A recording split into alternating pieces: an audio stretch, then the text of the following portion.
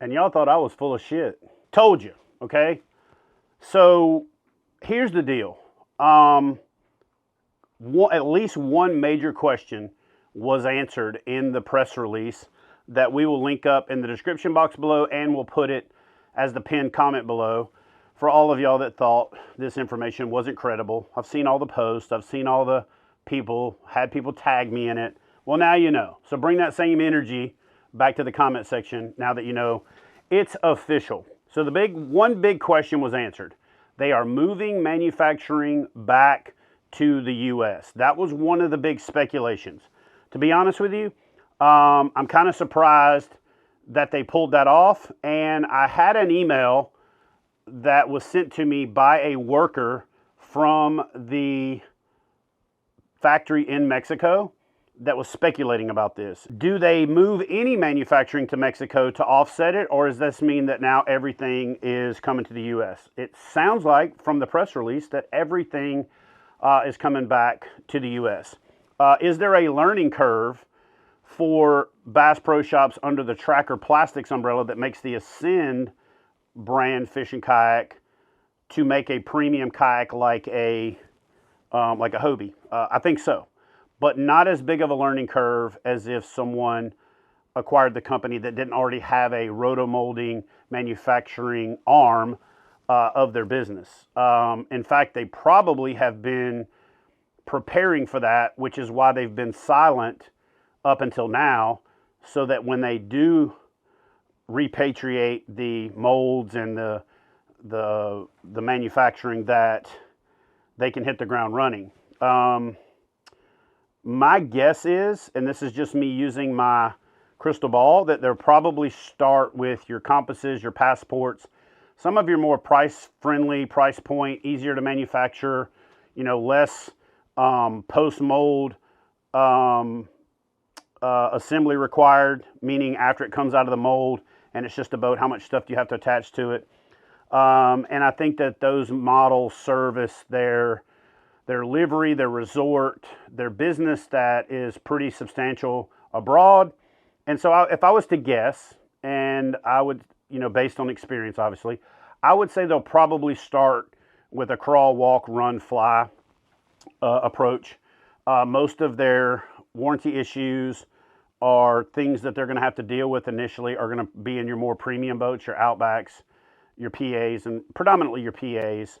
So they're probably going to just kind of put their finger on the pulse and gauge the temperature of the knowledge of the noise and of the way that the acquisition is received before they develop a game plan to move forward with products like the PA.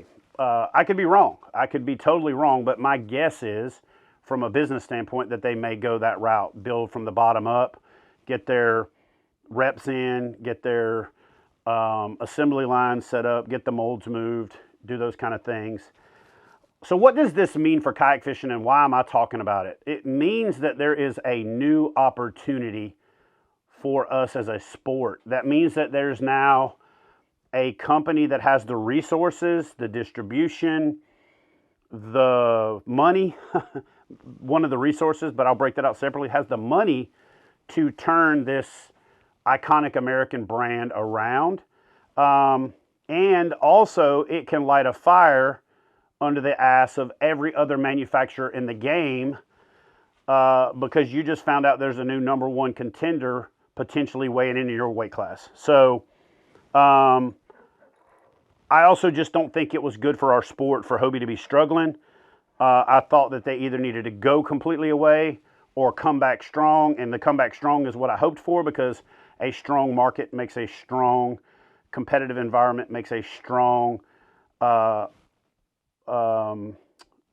market for us. It makes a strong situation for us. You don't have the angst that has been hanging in the air for the last couple of years. So I'm not going to reiterate everything, but I did put together a 3-step method on what Hobie needs to do to be successful moving forward, and what I think they did that led to their downfall. So we'll link that video up in the description box, or you can just check out the other video I did on the channel. It's the one with the downward fall in the thumbnail. And then you can obviously watch both videos I did. The first video where I announced that this acquisition had happened. I had known about it for a long time, but out of respect for the resources, I wasn't going to say anything. But once a Bass Pro Shop employee kind of leaked it onto Facebook and some people started talking about it from a place of misinformation, I felt like I was obligated to kind of jump in there and at least provide a foundation for it. So I'm for it. I'm excited about the fact that, and I want to be an eternal optimist. I'm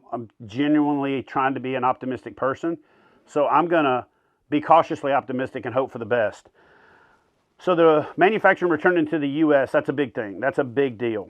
The biggest remaining question, the biggest factor on where does Hobie go from here, and I don't think either one of them mean it's going to fail or succeed.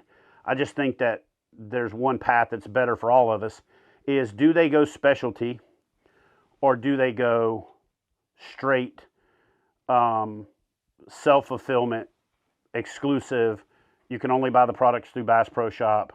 And again, there are rumors, both credible and unsubstantiated, out there that both options are still on the table, but that they will be much more selective in their retail relationships. So only time will tell, and we're going to have to wait to see. There's going to be some retailers that feel burned that aren't going to want anything to do with Hobie. They're not going to want to sell a product that they have to compete with Bass Pro Shop for. In a perfect world, I think the model would be Bass Pro Shop sells the Compass, the Passport, or the other way around, Passport Compass, maybe the Outback, and they reserve the Pro Angler in all the variations, the 12, the 14, the 360, all of that, if they keep the 360 drive, through specialty retail. Is specialty retail strong enough to carry that load by themselves right now? You know what? That's a question I honestly can't answer. COVID had a lot of people get out over their skis and get a little bit too aggressive. That led to their downfall. A lot of really good friends of mine have shut down their retail operations. A lot of really good retail operations that I didn't really have a relationship with other than knowing that they were there have shut down. So the question is there a strong enough specialty market, specialty retail network for Bass Pro Shop to consider that? Or do they do a hybrid model? Yes, we're going to do some, but we're also going to really tackle that on our own. If Bass Pro Shop would take being a premium product manufacturer / retailer seriously and train employees, train staff, have knowledgeable people, and be able to service the product after the sale, it could be the best thing ever for the brand, because there's more Bass Pros spread out across the country than there are any other outdoor specialty retailer out there. So let's all be hopeful that one of those two things happen and they don't do further damage to the brand, and that we have a resurgence of the Hobie legacy, the Hobie innovation, the things that made Hobie what it was to make it do what it did for our sport, that you have to give credit where credit's due, and you have to acknowledge, regardless of whether or not you fish from a Hobie or not, whether you are a Hobie hater or not, or whether you are a Hobie evangelist. Everybody knows what Hobie did for the industry and what a great relationship with Bass Pro Shop / Hobie could again do for the sport, our sport, what we enjoy, and providing additional opportunities, options, and again, really engaging that competitive market that allows everybody to succeed. I challenge all the other brands out there, especially the ones that I'm in personal relationships with. It's like, ding, ding, baby. It's time to stretch.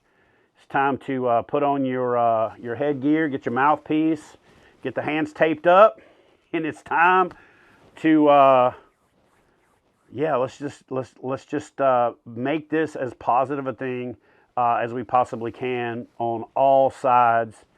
But let's be positive about it. Let's not lean into the hate. Let's not start the bashing. A major American outdoor retailer just made a significant investment in saving a brand that is an iconic brand in our space. Keep that in your brain as you sharpen your swords and your pencils and crack your knuckles to get on your keyboards. Don't make them regret investing in our community.